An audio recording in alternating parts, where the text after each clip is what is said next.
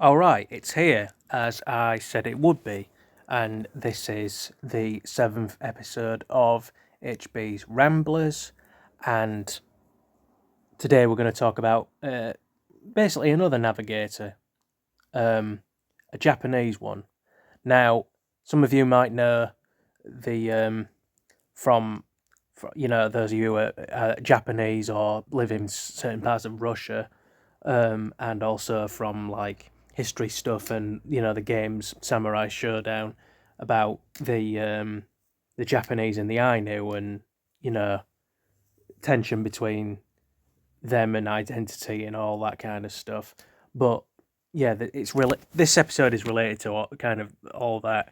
So this is about a explorer, a Japanese explorer called Miami Rinzō, who was he had he explored other parts of modern day Japan before it was technically Japan or Japan associated, and also what's now Russia is it as well, where some of the Ainu peoples still live.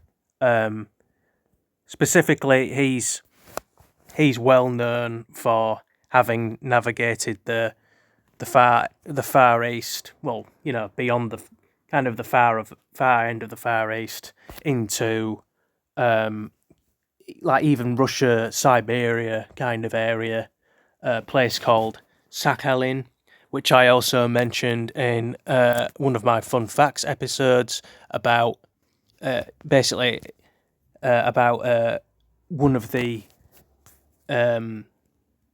religious traditions. I'm not going to spoil it in case you want to check it out. Basically, it's one of the religious ceremonies of the Ainu involving alcohol, basically, and that tradition is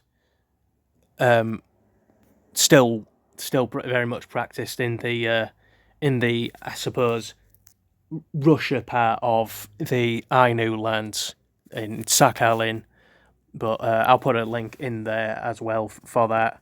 So, yeah, Rinzō was born into a peasant family, worked his way up as a navigator, and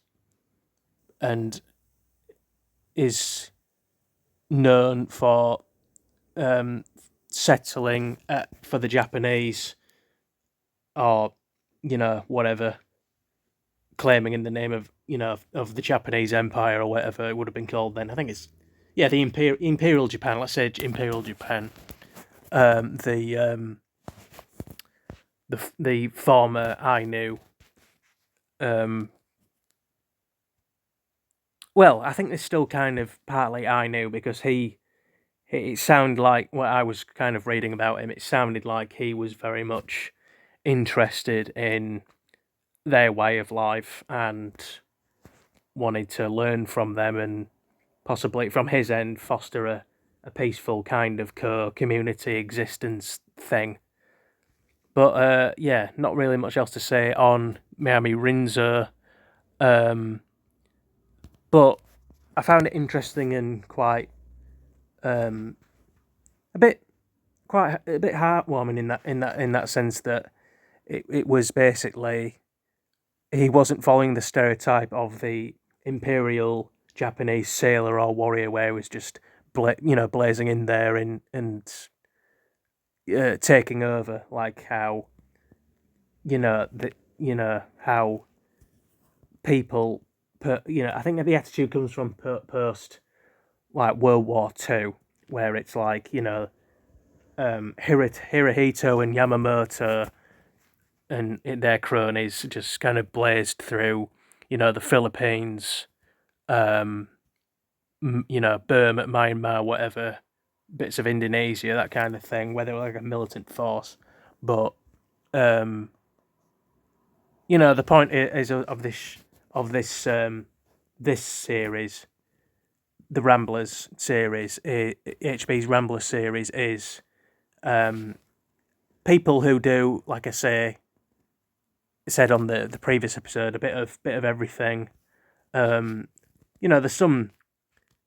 there are guys and girls who might have done bad things as well in between, in their let's say exploratory career, but yeah, that ain't always the case. So yeah, that was episode 7 of HB's Ramblers, and remember to like, subscribe, comment, and I'll see you whenever.